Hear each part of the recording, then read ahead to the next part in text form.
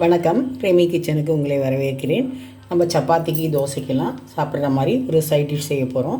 அந்த சைட் டிஷ்க்கு குடமிளகா, ஒரே ஒரு குடமிளகா இந்த மாதிரி பீஸாக கட் பண்ணி வச்சுக்கணும். வெங்காயத்தை இந்த மாதிரி எதழாக கட் பண்ணி வச்சுக்கணும். இந்த மாதிரி கட் பண்ணிக்கணும். வெங்காயத்தை பொடியாக நறுக்கக்கூடாது, இப்படி எதழாக எடுத்து வைக்கணும்.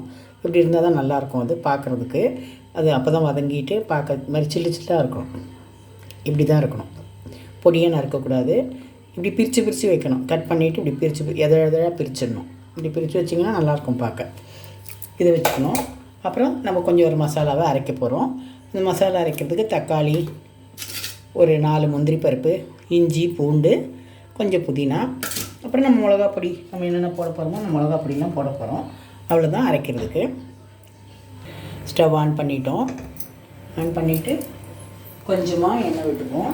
நிறைய வேண்டாம், கொஞ்சம் எண்ணெய் போதும்.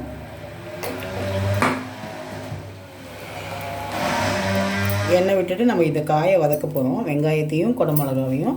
அதுக்குள்ளே இந்த மசாலாவை நம்ம அரைச்சிக்கணும். மசாலா என்னென்னா, இந்த மாதிரி 4-5 முந்திரி பருப்பு, ஒரு 4 பல்லு பூண்டு, இது ரெண்டுமே போட்டுக்கணும். அப்புறம் ஒரு சின்ன துண்டு இஞ்சி, கொஞ்சம் புதினா, இது நல்லா அரைச்சிட்டு அப்புறமா தக்காளியை போட்டு அரைக்கணும். முந்திரி பருப்பு, பூண்டு, இஞ்சி, ஒரு சின்ன துண்டு தான் இஞ்சி, புதினா, இதை கொஞ்சம் அரைச்சிட்டு அப்புறமா லாஸ்ட்டாக தக்காளி போட்டு பேஸ்ட்டாக அரைச்சிக்கணும். அது கூட நம்ம மசாலா மிளகா பொடியும் போட்டு அரைச்சிக்கணும். மிளகா பொடி, மஞ்சள் பொடி போட்டு அரைச்சிக்கணும். சிக்கன் மசாலா பொடி இருந்தால் கூட போட்டுங்க, போட்டு அரைச்சாலும் நல்லா தான் இருக்கும். இப்போ நம்ம அரைச்சிட்டு பார்ப்போம். நான் கொஞ்சம் சிக்கன் மசாலா பொடி போட்டுக்கிறேன். வாசனை நல்லா இருக்கும். அதுக்காக கொஞ்சம் நம்ம சாதாரண ப்ளெயின் சில்லி பவுடரோ இல்லை நம்ம மிளகா பொடியோ, சாம்பார் மிளகா பொடியோ, வீட்டில் அரைக்கிற மிளகா பொடியும் கொஞ்சம் போட்டு அரைச்சிப்போம்.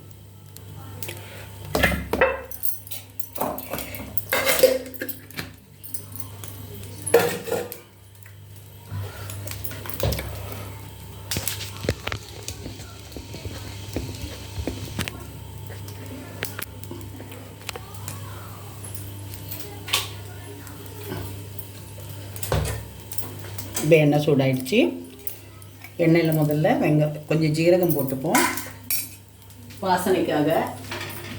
கடுகு போட வேண்டாம், இதுக்கு ஜீரகம்லாம் போடணும்.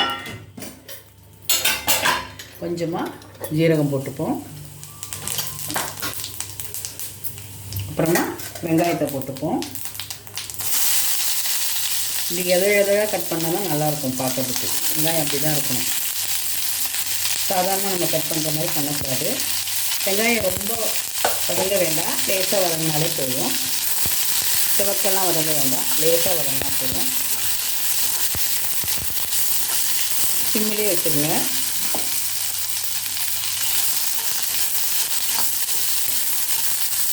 கொஞ்சம் உப்பு போட்டுப்போம். நான் கல்லுக்கே போட்டுக்கிறேன்.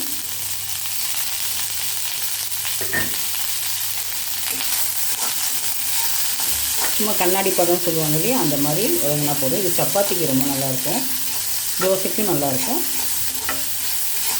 எல்லா டிஃபனுக்குமே சைட் டிஷ்ஷாக சாப்பிட்லாம். ரொம்ப முறுமுறுலாம் வதங்க வேண்டாம், சும்மா கண்ணாடி பதத்தில் வதங்கினா போதும்.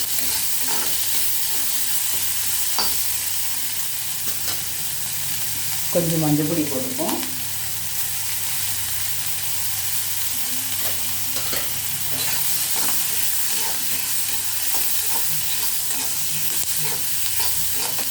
ஜீரகம் போடும்போது ஜீரகத்தோட வாசனை நல்லாயிருக்கும்.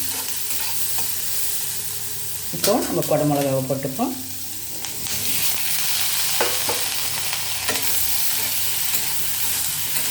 இதுவும் கொஞ்சம் வதங்கிட்டோம். இது ரொம்ப குழைய நமக்கு வதங்காது, எப்போவுமே கொஞ்சம் கருகருன்னு தான் இருக்கும். அந்த டேஸ்ட்டு தான் நல்லாயிருக்கும்.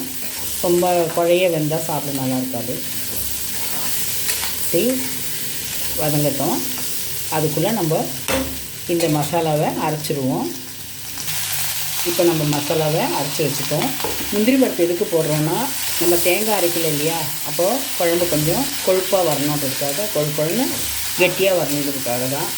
டேஸ்ட்டும் நல்லாயிருக்கும் முந்திரி பருப்பு போட்டிங்கன்னா. இது வதங்கிடுச்சு. இப்போ இந்த மசாலாவை நம்ம அதில் கொட்டிட போகிறோம்.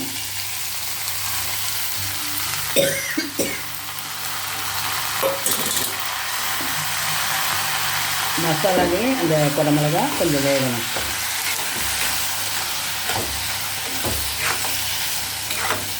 இது ரொம்ப நல்லாயிருக்கும். ஹோட்டல்லலாம் இப்படி தான் கொடுப்பாங்க. நம்மளும் அதை வீட்டில் ட்ரை பண்ணி பார்ப்போம். புதினா வச்சு அரைச்சிருக்கோம். இந்த முந்திரி பருப்பு தக்காளி எல்லாம் போடுறதோட புதினாவையும் போட்டு அரைச்சிருக்கோம். அது நான் சொல்ல மறந்துட்டேன். முந்திரி பருப்பு, பூண்டு, இஞ்சி, தக்காளி, கொஞ்சம் புதினா அதையும் வச்சு அரைச்சிருக்கோம். இப்போது பச்சை வாசனை போட்டோம் கொஞ்சம். அதுக்குள்ளே மிக்சியெல்லாம் கழுகி நம்ம ரெடி பண்ணி வச்சுருக்கோம். தண்ணி கொஞ்சம் வேகணும் இல்லையா, பச்சை வாசனை போய் கொஞ்சம் கிரேவியாக வரணும். அதுக்கு நம்ம மிக்சியை கழுகி வேஸ்ட் பண்ணாமல் அந்த மசாலாவெல்லாம் இதோடு சேர்த்து வச்சுப்போம்.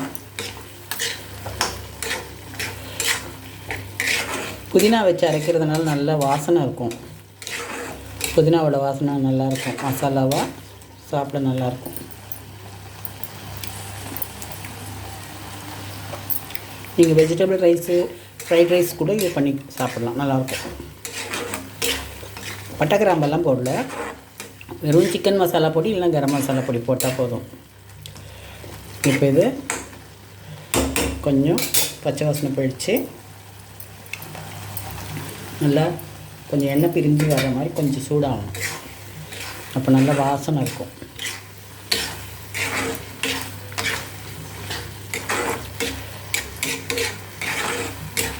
ரொம்ப ஈஸியானது. எப்போவுமே நம்ம சப்பாத்தி, தோசைக்கெல்லாம் உருளைக்கிழங்கு மசாலாவே பண்ணுறோம் இல்லையா, அப்போ கேப்சிகமில் இப்படி பண்ணிங்கன்னா எல்லா குழந்தைங்களும் சாப்பிடுவாங்க. நம்ம ரொம்ப கேப்சிகம் சாப்பிட்றதில்ல. இப்படி செய்து பாருங்கள். தண்ணியை ஊற்றிடுவோம். அந்த அரைச்ச தண்ணியை இப்போ இதுலேயே இது வேகட்டும். இது வேந்த கிரேவியாக வரும்போது நம்ம இறக்கிடலாம். புதினா வச்சு அரைச்சதுனால நம்ம புதினா திரும்ப போட வேண்டாம். மசாலாலாம் எதுவுமே கொஞ்சம் வேகட்டும். அப்புறம் பார்க்கலாம்.